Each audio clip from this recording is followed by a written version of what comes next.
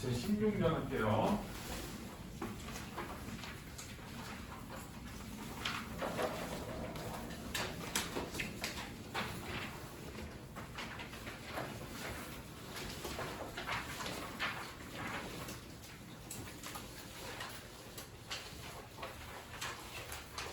요거는 19에서 22번 정도?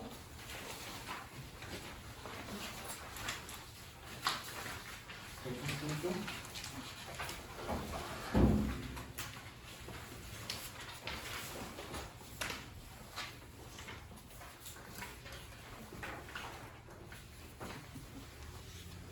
자, 거기, 자, 1문답, 일단 22번 문제는 3번이고.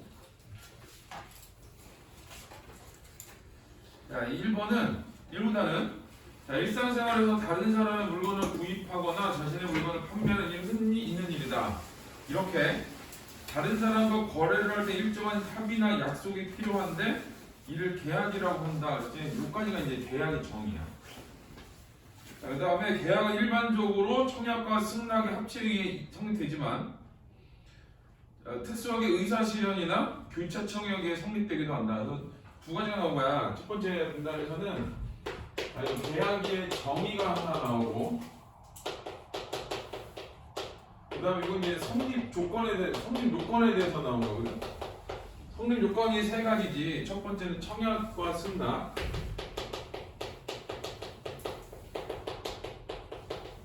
두 번째는 의사실현. 세 번째는 이 교차 청약이라고 나오지. 청약이 두 개인 거. 자, 이제 여기서는 이제 청약과 승낙이 뭔지, 그다음 의사실현이 뭔지, 교차 청약이 뭔지 이 순서가 이제 쭉 나올 거야. 순서대로. 자, 이 문단에서는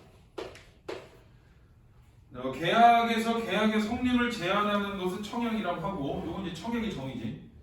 이거 할래? 라고 하는 거야. 제한하는 거. 청약을 받은 이가 그 청약을 그대로 수락하는 것을 승낙이라고 한다. 근데 나 이거 너 나한테 이거 팔래? 그랬더니 하는 거지. 여기 청약과 승낙이야. 그래서 여기까지는 청약과 승낙의 정의가 나왔고, 만약 청약을 받은 이가 청약력의 변경을 요구한다면 이는 새로운 청약을 한 것이 된다. 이제 여기는 청약과 승낙에 대한 정의가 나오고, 그 다음에 내용이 바뀌었을 때는 새로운 청약이다. 그런 게 나온 거야. 여기까지 세 가지 나왔어. 청약하고 승낙의 정의가 나오고, 그 다음에 청약에 있어서는 새로운 내용이 있으면 새로운 청약이 된다는 거. 이 보험이나 이런 것도 그렇대. 내가 뭔가 이 보장의 조건을 좀 바꾸면 새로운 청약이 돼. 새로 드는 게 된대. 근데 새로 드는 거 아닌 것처럼 해주는데, 근데 결국 새로 드는 거라 그러더라고. 그래서 이제 그런 것처럼. 자, 그다음에 청약과 승낙의 합치에 의해 성립하는 계약이 실시간 의사소통에 의해 이루어질 때는 나오잖아. 여기서는 청약과 승낙의 합치야. 뭐에 대한 얘기를 하는 거냐면 1번에 대한 얘기를 하는 거지. 1번에 대한 얘기. 자, 청약과 승낙의 정의는 얘기하고, 그 다음에 내용이 새로워질 때는 새로운 청약이라고 하고, 첫 번째 하는 게 청약과 승낙의 합치에 대해서. 자, 요거에 대해서 이제 얘기를 하는 건데, 자, 첫 번째는 어떤 거냐? 이게 실시간 의사소통이 있어. 만약에 실시간 의사소통이야. 실시간 의사소통이라는 거는 만나서 대화를 하든가 아니면 전화를 하든가 이런 건데, 청약자가 받은 청약자가 청약을 받은 이에게 승낙의 의사가 담긴 말을 들은 시점에 계약이 성립한다. 실시간 의사소통일 때는 어떠냐? 승낙 의사가 담긴 말을 들을 때. 승낙 의사 담긴 말. 이걸 들었을 때야. 이거 팔래? 그랬더니 팔게 라고 하는 거. 그 시점. 자, 그러나 실시간 의사소통이 불가능한 이들 간의 계약에서는 승낙의 표시가 청약자에게 발송된 시점에 계약이 성립하는 것으로 본다. 두 가지지. 실시간 의사소통이 있고, 실시간 의사소통이 안 되는 경우가 있어. 안 되는 경우가 있는데, 이때는 언제냐면은 승낙의 의사표시가 청약자에게 발송된 시점이야. 승낙의 의사표시가 발송된 시점. 좀 다르지. 들을 때하고 발송은 좀 다르지. 내가 받아본 시점이 아니라 저쪽에 보낸 시점이에요. 자, 이때 승낙자의 의사표시가 승낙기한 내 청약지에 도달하지 못한다면 계약의 효력은 발생하지 못한다. 그래서 자, 여기는 승낙기의 의사표시가 발송해야 되는데 이게 언제냐면 승낙기간에 도달이 안 되면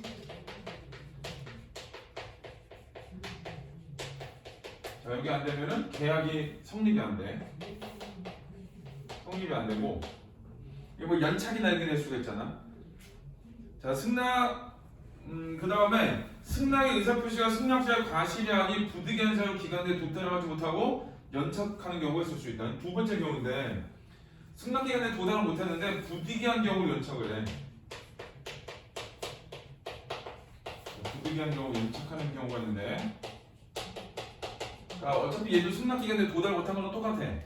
근데 이때 승낙의 의사표시를 받은 청약자가 승낙자에게 연착 사실을 즉시 알리지 않으면 승낙자는 승낙 기간에 승낙자 의사표시가 청약자에게 전달된 것으로 간주할 것이므로 계약 효력은 발생한다. 말이 좀 들지. 이렇게 돼. 부득이한 사유로 기간에 도달하지 못했어. 그럼 어떻게 되냐? 승낙자가 연착 사실을 알려야 돼. 그러면은 계약 성립이 안 돼. 이거 잘 봐야 돼. 근데 연착했는데 알리지 않았어. 연착했을 때 알리지 않았어. 연착했다는 걸. 자, 알리지 않았으면 계약 효력은 발생한다지. 이거는 성립이 되는 거야. 그러니까 이거 조심히 읽어야 되는 게 이거야, 이거. 마치 이 글을 쭉 읽어보면 부득이한 경우에 연착을 했어. 그때 알리면 성립이 될 거야. 이렇게 될 것 같지만 사실 그게 아니라 부득이한 경우에 연착을 하고 있는데 얘를 만약에 안 왔다고 연락을 안 했어. 그러면 성립이야. 왜 그러냐면은 보낸 사람이 같다라고 생각을 하고 있거든. 그래서 요런 걸 조심해야 돼. 이런 거. 여기도 뒤에 밑에 보면 문제가 어딘가에 나오지. 자, 그다음 3문단. 자, 일반적이진 않지만 청약자의 의사표시의 특성이나 거래상의 관습 등에 의해 승낙의 의사표시를 통지하지 않아도 성립하는 계약이 있다. 자, 이번에는 승낙의 의사표시를 통지하지 않아도 성립하는 계약. 두 번째지. 승낙의 의사표시가 없는데 성립이 되는 경우가 있대. 자, 두 번째 의사실현. 자, 예를 들어 인터넷을 통해 호텔 객실을 예약하는 청약이 있을 후 호텔 측이 청약자에게 별도의 의사표시를 통지하지 않고 객실을 마련하는 경우가 이에 해당한다. 예약을 했어. 돈도 냈어. 돈부터 내거든. 보통 돈을 내. 그러면 그쪽에서 승낙 의사표시 이런 거 안 하고 그냥 준비해 놓는 경우가 있어. 그래서 가끔 전화하지. 됐냐고. 요즘은 잘 이러진 않거든. 그냥 예약이 확정됐습니다. 이렇게만 나오긴 하거든. 근데 그냥 가만히 있는 데가 있어. 진짜로. 그래서 이 예약이 된지 안 되는지 알 수 없는 데가 있거든. 이제 그런 경우인데 여기서는 일반적이지는 않아. 이거는 일단은 다 보내주기는 하니까. 근데 예약을 했어. 그러면은 방을 마련하고 있어. 호텔에서는 뭐 승낙을 하든 안 하든. 이처럼 승낙의 의사표시를 통지하지 않고 승낙의 의사표시로 인정되는 사실만 있어도 그 사실이 발생할 때 계약은 성립한다. 그래서 이거는 자, 그 사실이 발생할 때야. 사실이 발생할 때 성립한다. 조금 글을 애매하게 써놨는데, 자, 이런 의사실현의 계약이 성립이라고 한다. 그래서 거기서 끝나야 돼. 두 번째가 나오고, 세 번째는 청약만 두 개가 존재하더라도 의사표시 내용이 객관적으로 결과적으로 일치하면 계약이 성립되는데 이를 교체 청약에 대한 계약의 성립이라고 한다. 세 번째는 교차 청약에 대한 게 나왔지. 자, 교체 청약은 어떤 거냐? 청약만 두 개인데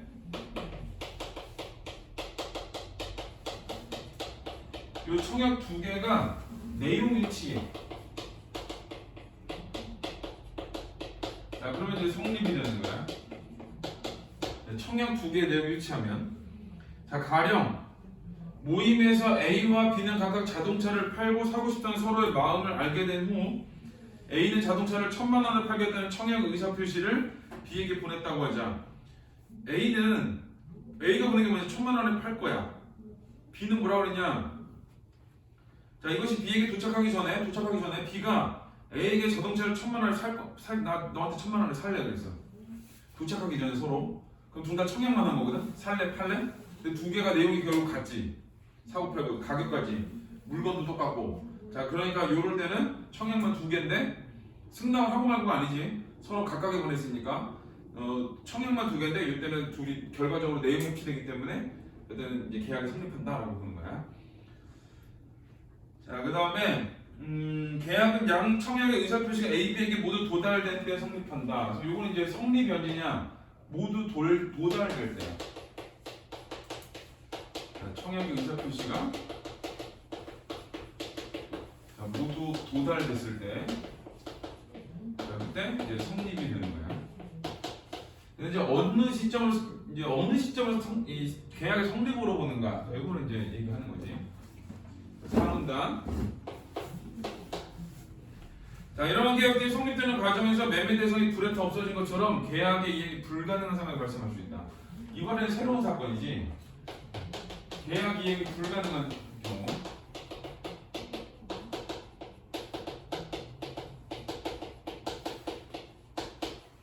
자, 어때가 있는데, 자, 청약자가 매매 대상이 없어졌다는 사실을 계약 성립 당시에 알았거나 그 사실을 쉽게 확인할 수 있었으면 확인하지 않았고, 첫 번째 조건이야. 첫 번째 조건은 이제 청약자에 있었는데, 청약자가 어떠냐? 없어졌다는 사실을 알았어. 자, 혹은 쉽게 확인할 수 있는데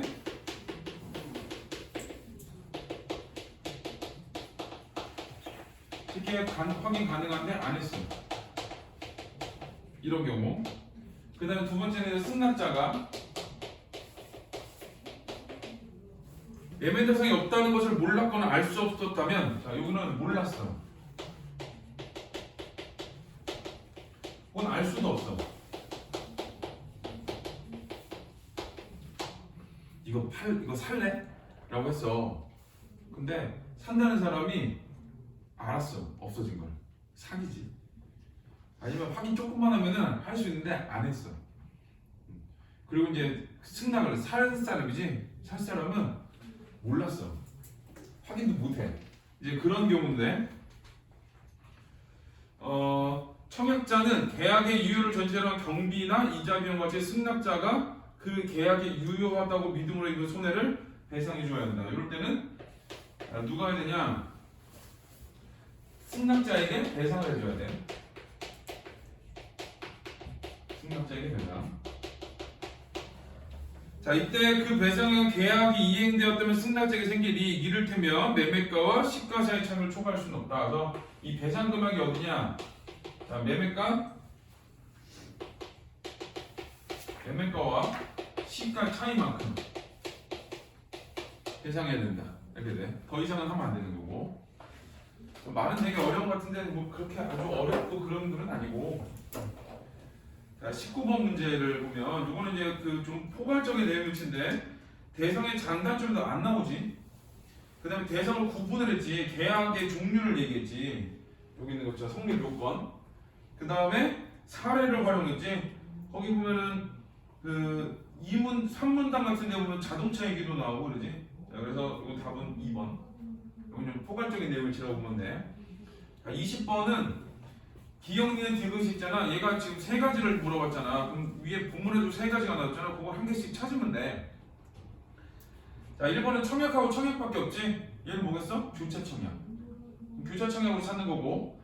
그래서 1번을 보면 기억에게 A가 B에게 B가 A에게 청약의 의사표시를 각각 발송했을 때 계약이 성립된다고 그랬는데 교차 청약이 언제냐?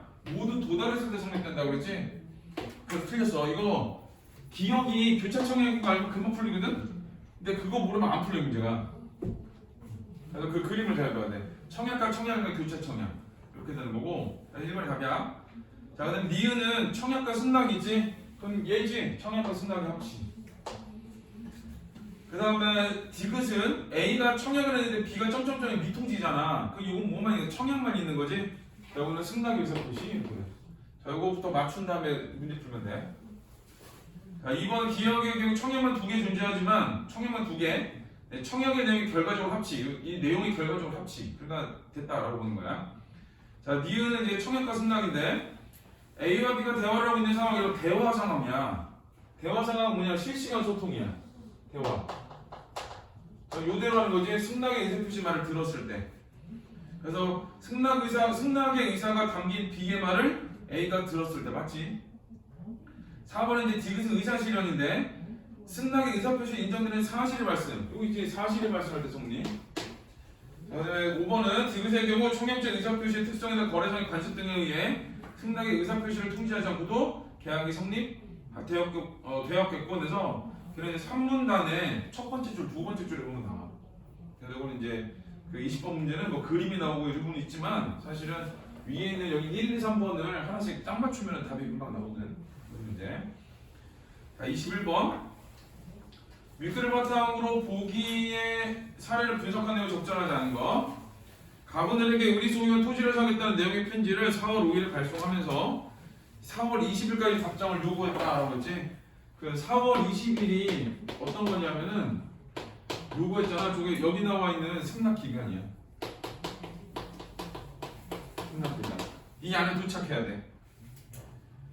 자, 을이 갑이 제시하는 가격에 토지를 팔겠다는 답장을 4월 12일에 발송했으나 배달이 지연되어 4월 22일에 도착했다 해서 여기는 4월 22일 도착이야.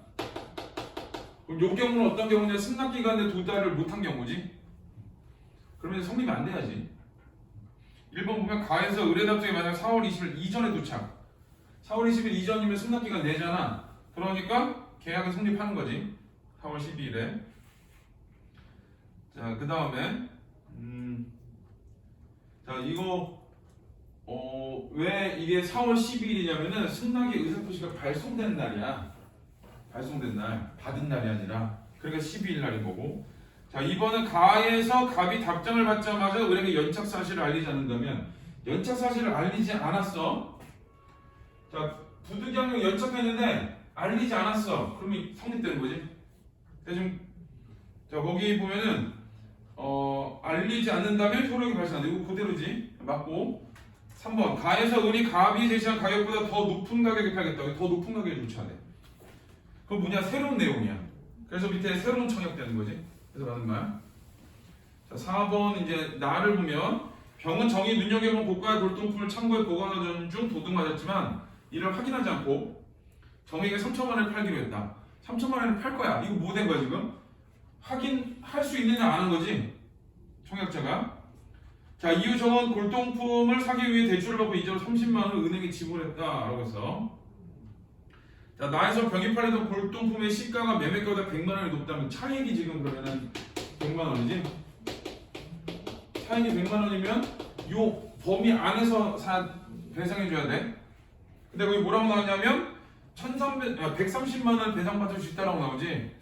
자, 어딜 보냐? 4문단의 밑에서 두 번째 줄 끝에를 봐봐. 매매가와 시가 사이 차익을 초과할 수 없다 이렇게 나오지. 근데 초과가 돼버렸지. 100만 원 이내로 들어와야 되는데 130만 원이 됐잖아. 그러니까 이거는 이제 틀린 말이 되는 거지. 그래서 21은 4번이 답이고. 자, 나에서 정의 골동품이 없어진 사실을 계약 성립 당시 알았다면 정이 승낙자야. 병이 정한테 팔았으니까 정이 승낙자인데 계약 성립 당시에 알았다면 의무가 없다잖아. 여기 뭐냐? 승낙자가 정인데 얘 정이 몰랐거나 알 수 없어. 그러면 배상해 주는 거거든. 근데 알아서 그건 안 맞춰 조건이. 그러니까 배상해 줘야지. 그래서 21은 4번이 답이에요. 자, 우리 뒤에 것도 딴 거 혹시 딴 거 고르고 있어봐. 지우개 좀 줄게.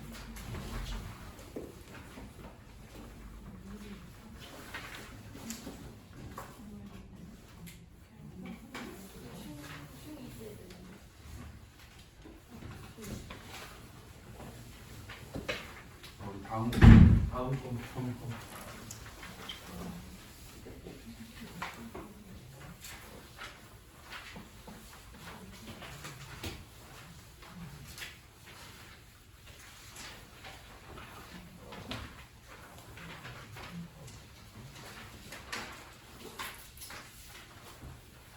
198에 명언을 한번 할게요. 가 198에 30분 하시면 누가 빼야지. 좀 어렵지는 않은데 35번을 보면 현실 정치를 떠나 초기에 묻혀 지내던 윤선도는 자신이 질시하는 세력들을 의식화 임금에 지극한 부름을 사용했다. 그러니까 이제 자신을 질시하는 세력들은 반대파, 뭐 정적이라고도 하고 조금 더 가면 간신이라고 하지. 자, 그러나 고산에 응하면서도 임금을 도와 부정적인 현실을 바로잡고 올바른 정치를 하고 싶었던 윤선도는 그런 마음을 표현하기 위해, 그런 마음이 뭐야? 임금을 도와 부정적 현실을 바로잡으려는, 자, 그런 마음을 표현하기 위해 현실을 꿈속 천상계의 일에 빗대어 뭉천요를 창작하였다라고 했어. 그래서 어떤 내용이냐? 결국 임금을 도와 부정적 현실을 바로잡고 싶다야. 자, 가를 보면 생실언가 꿈이런가, 생신과 꿈인가 천상에 올라가니, 그럼 여기서 그 첫 번째 수의 천상은 보기하고 연결하면 여기 임금 계신 곳이지. 자, 여기 올라가니 옥황은 당기시나 무신선이 꺼리는구나. 그래서 옥황은 임금이 되는 거고, 자, 무신선은 꺼려하는 애들이지. 자, 이 무신선은 그러면 보기에서 누구냐? 질시하는 세력이야.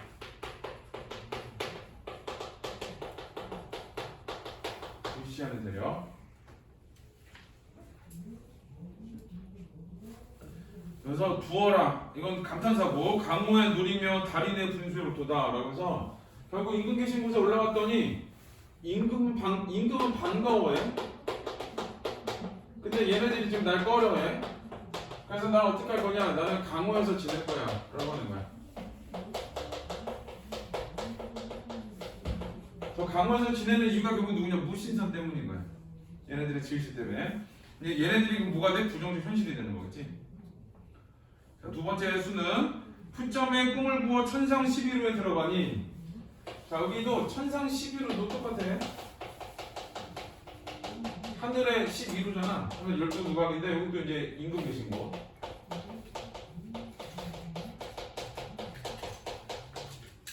자, 옥황은 우수시대 무신선이 꾸짖는구나. 똑같이 옥황은 날 보고 반가워서 웃어. 근데 무신선이 꾸짖죠.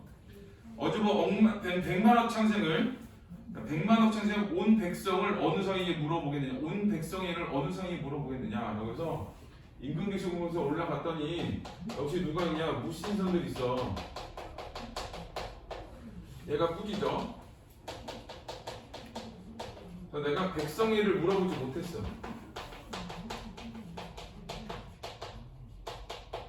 안타까움이지 이런 거는. 비판도 있지만 안타까움도 있어. 저 신선들, 무신선들 때문에 내가 백성이 궁금한데 물어보지도 못하고, 네, 그런 거. 그 다음에 쟤네들 때문에 지금 나라가 제대로 돌아가질 않아 라고 얘기를 하는 거예요.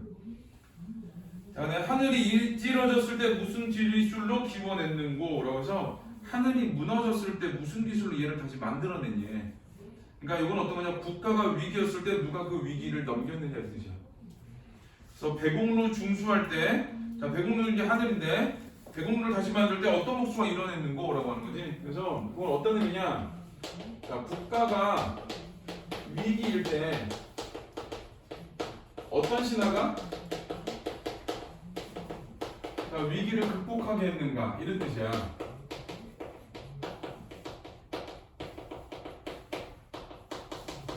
자, 이런 의미인데, 그럼 이 어떤 신하가 누구냐면 화자야. 화자. 나라가 위기일 때는 내가 힘을 내서 내가 이 위기를 극복하게 했어. 자, 옥황한테 여쭤보자 했더니 다 못하게 왔다. 그래서 그거를 옥황한테 물어보지 못했대.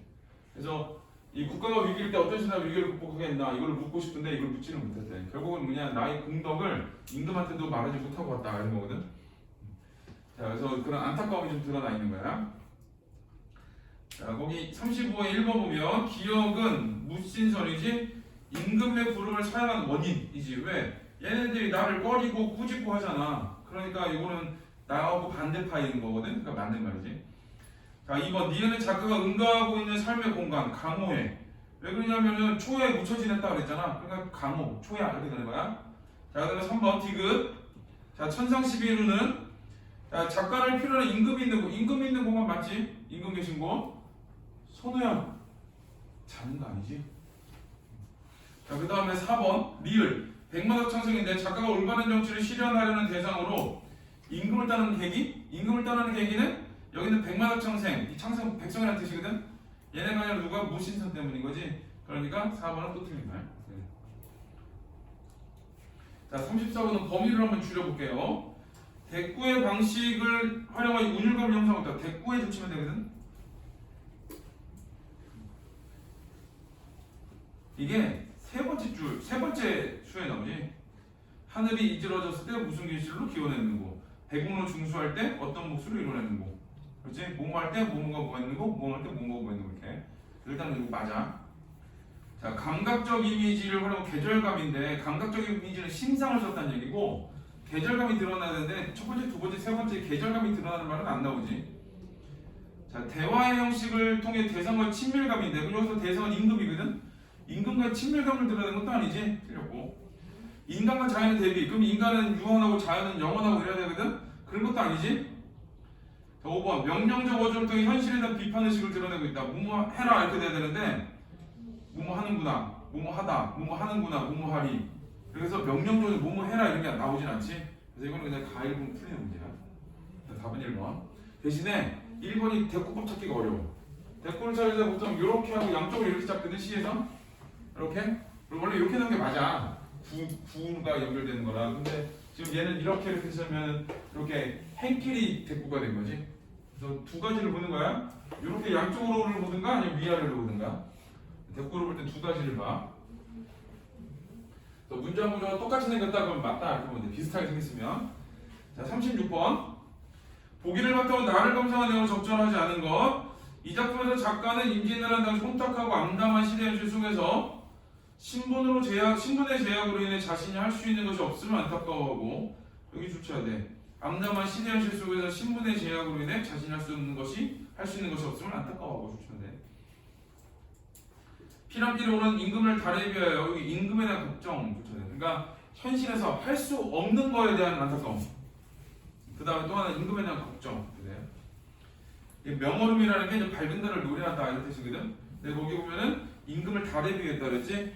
그 밝은 달 임금이야. 임금을 노래한다 이런 뜻이 돼. 임금에 대한 그리움 정도 되겠지.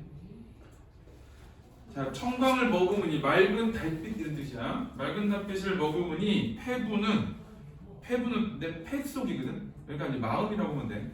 내 마음 속으로 흘러들어. 호호는 넓고 넓은. 흉중 가슴 속이. 안이 비친 구멍이 없다. 그래서 임금의 어떤 임금의 은혜라고 해도 되고 임금 이렇게 봐도 돼. 임금이 내 마음 속에 가득 찼다는 뜻이야. 내가 임금에 대한 어떤 그림을 보여주는 거야. 옷가슴 헤쳐내어 광안전에 돌아앉아. 광안전에 임금 계신 곳이겠지. 마음먹은 뜻을 다 사례를 마음먹은 뜻을 다 아래를 하였더니 내가 임금을 내 마음속에 가득 담았어. 그 다음에 내가 그래서 임금에게 하고 싶은 말이 있어서 하려고 했어. 근데 맘 나쁜 부은 뜬 구름이 어디서와 가리었나. 부은에 세워쳐야 돼. 얘가 내가 무슨 말을 하려고 했더니 가려버렸지. 자, 천지에 회맹하여. 자, 이 세상이 회맹은 어두워서 보이지 않다는 뜻이야. 이 세상이 어두워 보이지 않아 백물을 다 못 보니 상하사방은 위아래 사방에 갈 길을 모르겠도다. 그래서 거기 세 줄을 묶어보는 거야. 맘 나쁜 부은이부터 갈 길을 모르겠다까지. 자, 그것까지를 묶어보는 건데, 그래서 이거는 결국 뭐냐, 내가 임금에게 하고 싶은 말이 있는데 구름이 가려서 내가 하지 못한다 하는 거야. 그러니까 내가 뭔가 할 수 없는 것에 안타까움이야. 자, 유잠방각에 옛빛이 비치는 듯. 유잠방각은 그 아득히 보이는 우뚝 솟은 산봉우리에 옛빛은 달빛이 비치는 듯. 자, 운간에 구름 사이에 나왔더니 떼구름이 미쳐나니. 떼구름이 또 미쳐서 나온대.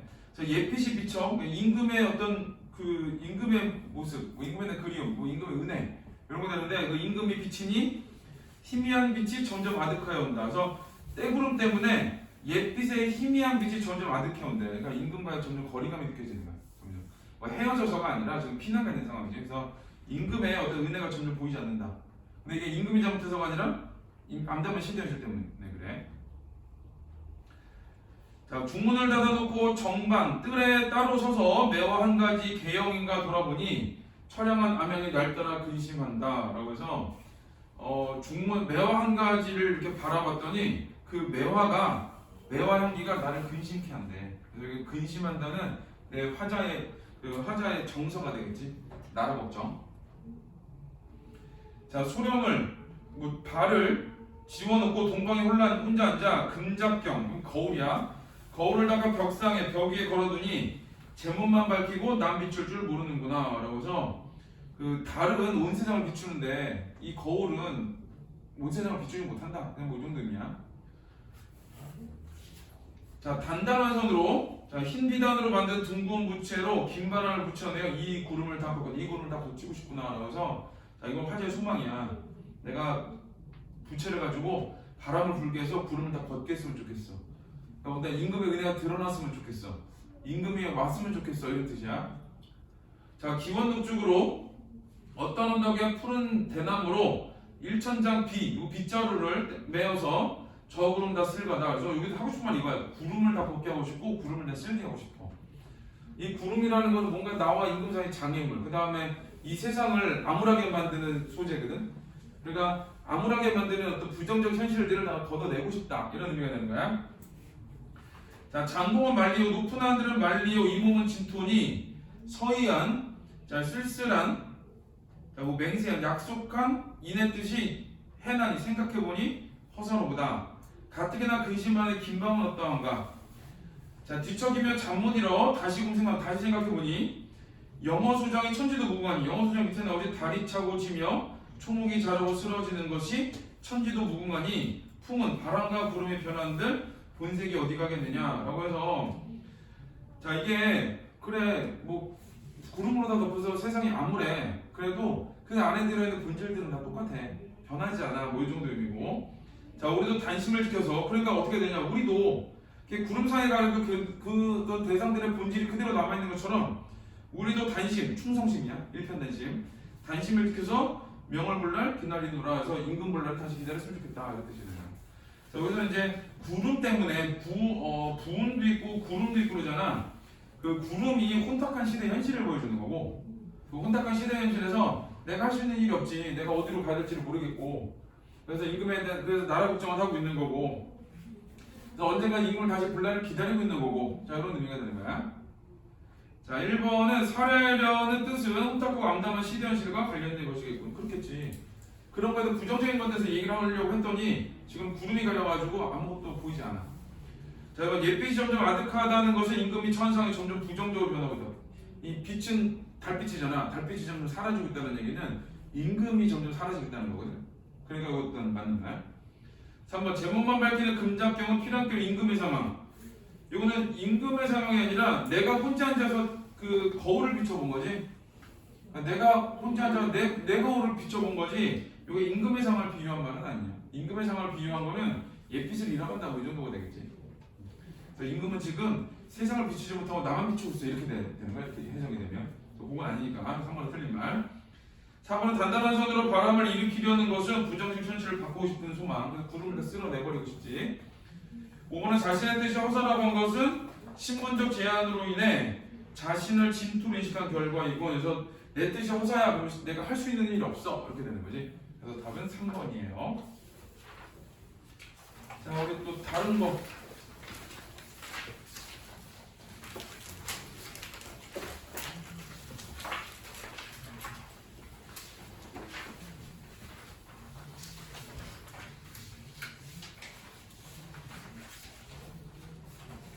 다른 거. 17년 해도 돼요.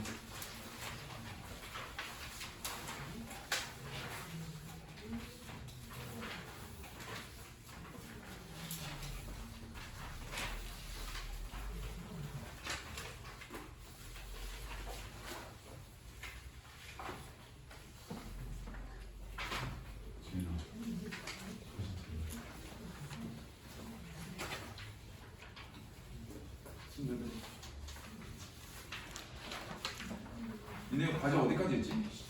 18년까지 했나? 20년까지 했나? 20년까지 했지. 19, 20. 과제는 19년까지 했어? 그런가? 그래도 안 했어? 18, 19. 맞구나. 자, 잘 모르겠으면 214쪽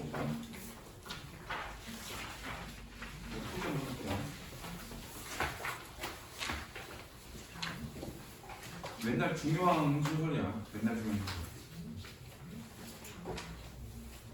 자, 많이 나리께서 드십니다.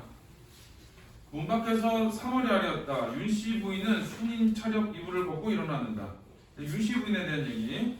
차렵 이불의 갈매빛은 윤씨 부인의 병색과도 우울하고 퇴색한 느낌을 준다. 여기서 이제 윤씨 부인은 어때? 병색이 있는 거지. 좀 우울한 상황이야. 그래서 이 윤씨 부인의 현재 상황을 보여준 거야. 아프고 우울하고. 최치수는 양 무릎을 모으고 앉았다. 뭔가 이제 공손하게 앉았긴 한데 마음이 편찮으신지요? 많이 편찮으신지요? 눈빛을 감추며 시선을 방바닥에 떨어뜨린다. 몸살인가 보다. 윤씨 부인 역시 뭔가 좀 눈길을 보내고 대꾸했다. 그러니까 둘이 뭔가 그 눈을 안 마주치고 있는 상황이야. 눈빛을 감추며 그 다음에 문갑적으로 눈길을 보내며 라고 되지. 그러니까 둘이 뭔가 약간 어색하거나 갈등이 있거나 이런 거거든. 그러니까 둘이 눈을 마주치지 않아. 문희연을 불러오는 게 어떻겠습니까? 그럴 것 없다. 하오나 치수는 천천히 눈을 들어 윤씨 부인을 바라본다. 시선을 느낀 윤씨 부인도 아들의 눈을 마주대는데 이제 눈을 마주쳤어. 검은 점이 무수히 드러난 얼굴이다. 잠 못 이룬 탓인지 눈 가장자리 달머리 같은 푸른 빛깔이 드리워져 있었다. 처연한 모습이다. 요거는 이제 치수가 바라보는 윤씨 부인의 모습이야. 많이 늙으셨다. 긴 눈매 속에 눈동자는 여전히 빛나고 있다. 의지와 힘이 사무친 듯 남아있다. 그러니까 여전히 아프고 우울하고 이렇게 보여도 그 윤씨 부인의 눈빛에 의지와 힘이 여전히 남아있어. 머리 모양 목매무새는 방금 전에 일어난 것 같지 않게 단정한 변함이 없다. 치수는 어머니 흩어진 모습을 본 일이 없다. 그럼 이제 윤씨 부인하고 치수의 관계가 나오지. 둘이 모자 관계야. 엄마와 아들 관계.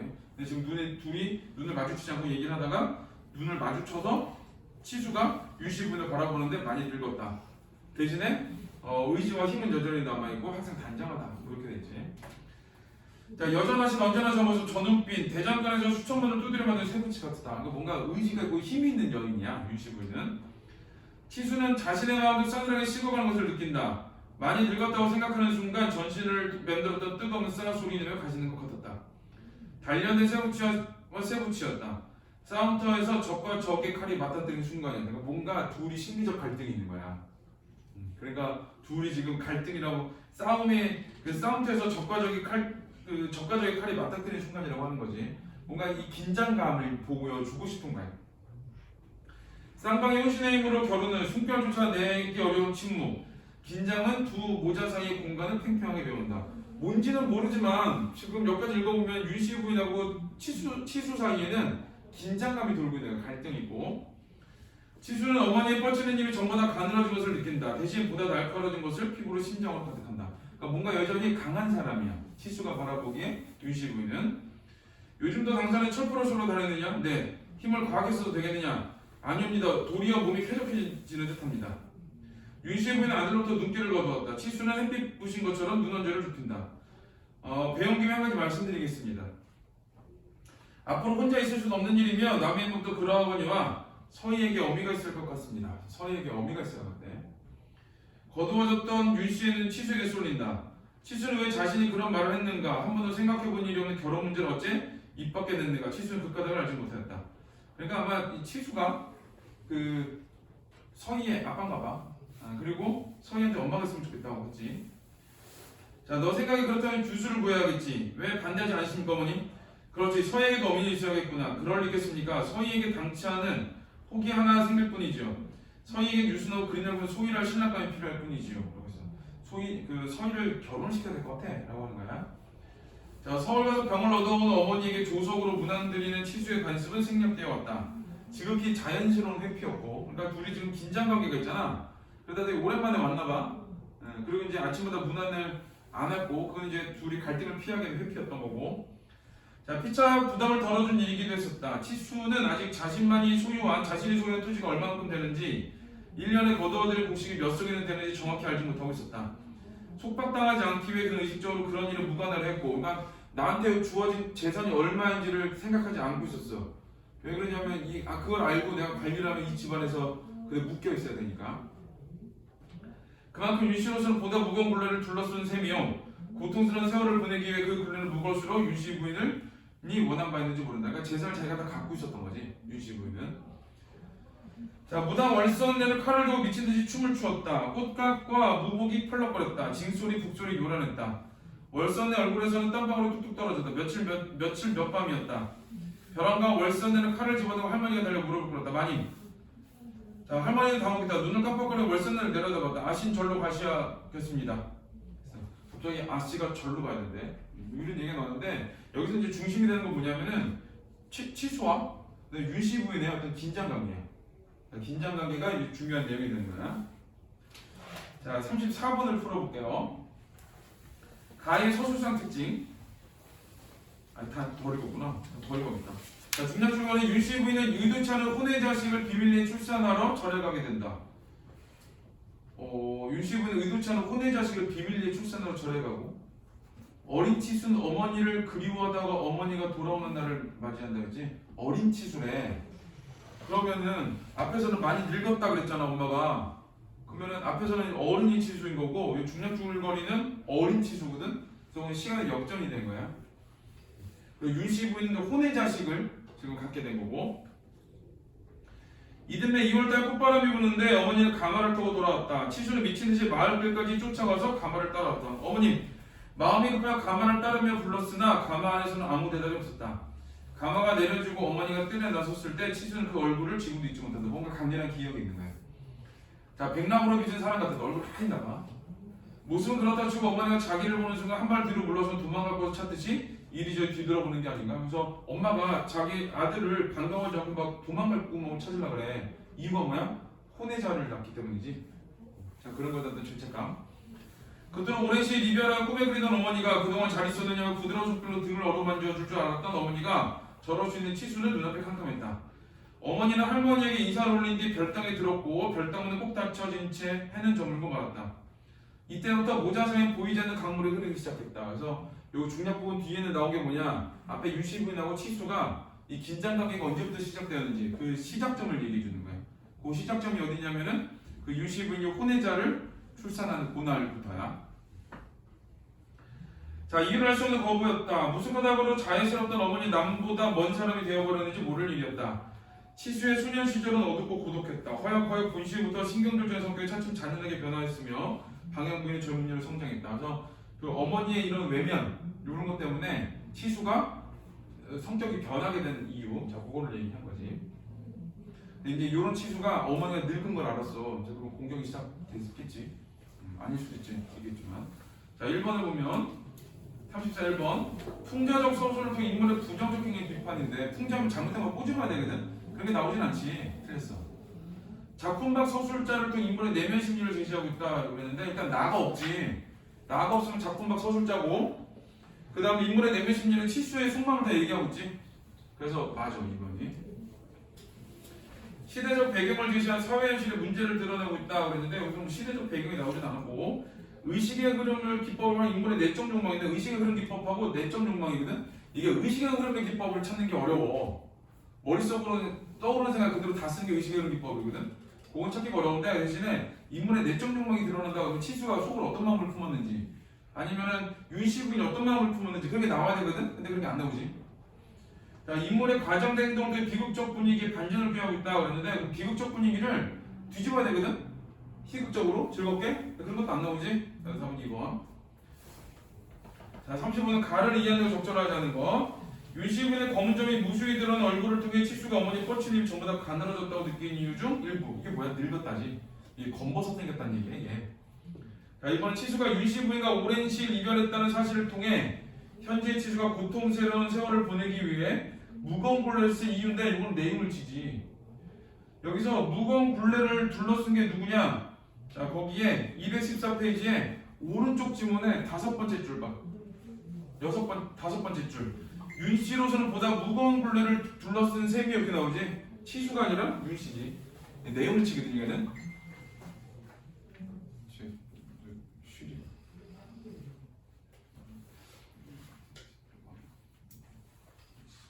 자, 그 다음 너 왜 까먹었잖아. 어디 하는지. 그래서 이거는 치수가 아니라 윤씨.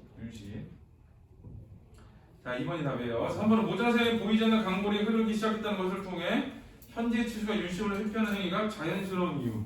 그러니까 어린 시절부터 계속 이어져 왔던 거. 4번 자연스럽던 어머니는 치수의 기억을 통해 어린 치수가 윤씨 부인과 재회한 후 눈앞에 캄캄한 충격을 받게 된. 그치, 엄마가 나를 외면해.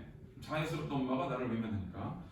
5번 어린 치수가 윤씨분을 남보다 먼 사람의 여기인 것을 통해 쌍방의 숨결조차 내게는 침묵의 이유. 그러니까 남보다 먼 사람의 거리감을 느꼈고 세월이 지나면서 거리감이 더 느껴지겠지. 그래서 답은 2번이에요. 자, 그 다음에 이제 나를 보면 요거는 이제 시나리오인데, 자, 안방 나 병색이 완연한 윤씨가 차려입을 덮고 누워있다. 조금 더 직설적으로 얘기하지. 거기 위에 뭐 A 같은 데 보면은 차려입을의 갈매빛은 윤씨분의 병색과 더 우울하고 이렇게 나오는데 그냥 병색이 완연한 이렇게 쓰는 거야. 자, 마님 나리께서 드십니다. 윤씨분을 걷고 일어나는다. 들어오는 치수 약물을 보고하는다. 많이 편찮으신지요? 똑같지. 몸살인가 보다. 문현을 불러는 게 어떻겠습니까? 그럴 것 없다. 하오나 장한 선생께서는 요즘 차도가 있으시더냐? 어려우실 모양인데 근자에 배웠더니 못 가보였습니다. 그래야 쓰겠느냐? 사냥을 떠나기 전에 가베어 문안 올리고 있습니다. 산으로? 예. 그랬지? 그래서 여기서는 그럴 것 없다. 하오나 이후의 대답 얘기들. 그러니까 215페이지 윤씨 첫 번째 들어갔지? 자, 거기부터 없는 내용이 들어갔지. 자, 모자의 눈이 부딪힌다. 열을 뿜다. 서로의 눈이 싸늘히 굳어진다. 치수의 두 눈의 오해를 오버에 비해요. 자, 김서방 사랑채로 뛰어나고 도련이 많이 오십니다. 해상이지. 어머님이 어린 치수 버선발로 토동을 건너 뛰어 마당에 내렸습니다. 그래서 요거 59번은 회상의 과거 얘기야. 그래서 엄마를 보면서 과거를 떠올리는 거야. 자, 대문 밖으로 뛰어간다. 대문 앞 당도한 가마에서 내려선 윤씨 얼굴빛이 밀랍처럼 창백하다. 치수를 보는 거 한 걸음 뒤로 물러서는 윤씨. 자, 어머님 불꽃이 있는 듯한 윤씨의 두 눈. 어쩌저쩌 막 나왔습니다. 그래서 여기는 지금 A하고 B 부분 여기는 이제 시나리오로 각색을 한 거거든. 그래서 추가된 내용이 있고 추가가 안 된 내용이 있고 이래. 36의 1번은 A는 A거든요. 차렵이불. 시나리오에 차렵이불 색깔이 언급되어 있지 않으므로 원작 얼굴에 갈매빛 이불을 소품으로 준비하고 그냥 차렵이불이잖아. 근데 A는 갈매빛 이렇게 나오고 그 갈매빛의 의미도 써놨지. 그래서 1번을 가고 2번 B는 시나리오에 누가 대사할지 언급되어 있지 않으므로 원작 얼굴에 3월을 연기한 배우의 목소리. 자, 마님 나으리께서 드십니다. 소리거든. 자, 이제 이펙트라고 하는데, 자, 거기서 A의 두 번째 점을 문밖에서 3월에 하렸다 이렇게 나오지. 그래서 맞는 말. 3번 C는 윤씨의 이별을 걷고 일어나는다. 윤씨를 연기하는 배우는 원작의 윤씨 부인의 모습을 잘 드러내기 위해 온 매무새 흐트러지지 않도록, 흐트러지는 적이 단 한 번도 없다고 그랬잖아. 그러니까 맞는 말. 자, 그 다음에 4번은 D는 많이 편찮으신즉 치수를 연기하는 배로 원작을 고려 대사를 마친 후에 윤씨를 연기하는 배우와 시선이 마주치도록 할 것 같아서 대사를 마친 후에 많이 편찮으신즉 다음에 시선을 마주쳐야 되는데 A를 보면 많이 편찮으신즉 눈빛을 감추면 이렇게 나오지. 그래서 오늘 이제 틀린 말 내용을 치지 그냥 내용을 치. 36은 4번이에요. 자, 그 다음에 37 가에 나타난 치수의 태도에 해당하는 한자 성어. 자, 가는 가 어디 갔냐? 자, 거기 214 왼쪽에 있지? 자, 거기 대화와 큰 따옴표와 작은 따옴표가 아니라 어미가 있어야 할 것 같습니다. 그랬더니 마지막에 그럴 리 있겠습니까? 서희에게 당치 않은 혹이 하나 생길 뿐이죠. 서희에게 뉴스나고 그리고 소일할 시간만 필요할 뿐이죠. 어미가 있어야 돼. 속으로는 겉으로 얘기해도 속으로는 남편이 있어야지. 그러지? 겉과 속이 다른 얘기를 하고 있지? 그래서 이제 표기 부족이 되는 거야. 그건 이상한 문제야.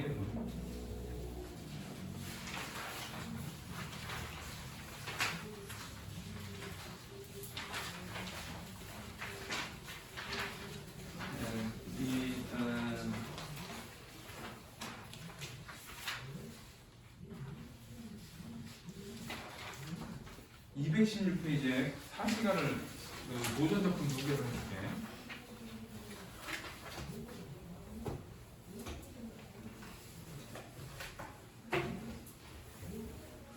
자, A는 자, 강모의 가을이 드니 고기마다 살쪄 있다. 이 가을이고 이게 고기마다 살쪄 있다 해서 풍요로움을 보여주는 거야. 가을의 풍요로움. 소정의 작은 배에 금을 실어 흘리 띄어 흐르는 대로 띄워서 던져두고 내가 지금 고기 잡는 척하는 거야. 이거는 자연을 즐기고 있는 거야. 자, 이 몸이 소유름, 이 몸이 하루를 보내는 것도 역분이셨다 해서 가을의 풍요로움과 그 안에서 내가 여유롭게 즐기는 것, 그 임금이 은혜야 이런 얘기를 한 거야. 여기 이제 강호가 도의 글이고. 자, 그 다음에 이제 나를 보면 강호의 봄이 드니 이 몸이 일이 하다 많구나. 나는 그물을 빚고 아이는 밭을 가니 뒷산에 우미 든 양처럼 언제 캐라 하느냐. 그래서 내가 할 일이 많아. 나는 낚시를 하기 위해서 그물을 기워야 되고 아이는 먹을 것 때문에 밭을 가야 돼. 그래서 뭐 할 게 없냐. 뒷산에 약초 캘 일이 없어. 이거는 이제 어떤 그 봄을 즐기는 모습이야. 구시타적이야. 봄을 즐기는 모습. 자, 그 다음에 이수는 삿갓에 도롱이 있고 새우 중에 호미 메고 가는 비 가운데 호미를 메고. 호미를 뱉다는 얘기 농사일을 하는 거거든. 산밭을 홈에다가 녹음에 누웠으니 녹음 속에 누워있으니 목동이 우양, 목동이 소와 양을 몰아서 잠든 나를 깨우는구나 라고 해서 내가 지금 여름이 됐고 여름에 일을 하다가 누워서 잠을 잤어. 그랬더니 그 목동이 나를 깨우는데 이거는 일을 열심히 했다보다는 내가 일하다 자는 게 핵심이야. 그래서 여유로움 이런 거네. 자, 그리고 그 녹음이 이제 여름을 뜻하는 말이야. 녹음. 자, 3은 대촛불 붉은 골에 밤은의 뜨뜨리며 대촛불이 붉은 골짜기에 밤은의 떨어지며 벼뱅 그루터기에 개는 어찌 내려오느냐라고 해서 밤이 떨어지고 개가 내려오고 가을의 풍요로움이야. 자, 수릭자 최장사 돌아가니 술이 익었는데 최장사 마침 때마침 왔어. 시기가 딱 맞는다 이 뜻이야. 자, 아니 먹고 이리라고 해서 지금 가을의 풍요가 왔고 그 가을의 풍요로움 속에서 나는 술 먹고 놀 거야 이런 뜻이야. 그래서 이제 가을날의 풍요와 그다음에 풍류 이 정도. 자, 사수 매연은 새가 있고 매에는 새가 끊어지고 들에는 갈 사람이 없구나. 아무도 없어. 아무도 없다. 자, 외로운 베이에 삿갓을 진 저 늙은이가 낚싯대에 재미가 깃도다 눈 깊을 줄 아는가 라고 해서 지금 눈이 많이 와가지고 새도 없고 왔다 갔다 하는 사람도 없는데 저 바다를 봤더니 삿갓은 늙은이가 낚시하고 있어. 그래서 저 사람 눈 깊은 줄을 모를 거야. 그러니까 요거는 그 한겨울이어서 눈이 많이 내려도 저 늙은이는 자연을 즐기고 있어 이런 뜻이에요. 그래서 1수, 2수, 3수, 4수는 이 자연 속에서의 어떤 분주함, 그 다음에 풍요로움, 풍류, 그 다음에 자연을 즐기는 모습 이런 것들을 보여주고 있는 거야. 자, 전원사시가가 있는데 양파에 풀이 기니 양파는 양지 쪽 언덕에 풀이 기니 봄빛이 늦어있다. 봄이지 계절감. 소원 작은 정원에 도하는 복숭아꽃은 밤비에 다 떨어졌구나. 아이야 소 잘 먹여서 논밭 갈게 하여라 라고 하고 싶은 말은 소 조임에게 논밭 갈게 하여라야. 지금 봄이 왔고 비 때문에 그 도화가 다 떨어졌어. 뭐 그건 이제 풍경의 모습이고 그 다음에 봄이 왔으니까 소를 잘 먹여서 논밭 갈게 했으면 좋겠어. 농사일을 하자 이런 뜻이 되는 거야. 자, 그 다음에 잔환 남은 꽃이 다 진 후에 녹음은 여름이라고 그랬지? 자, 여름이 깊어간다.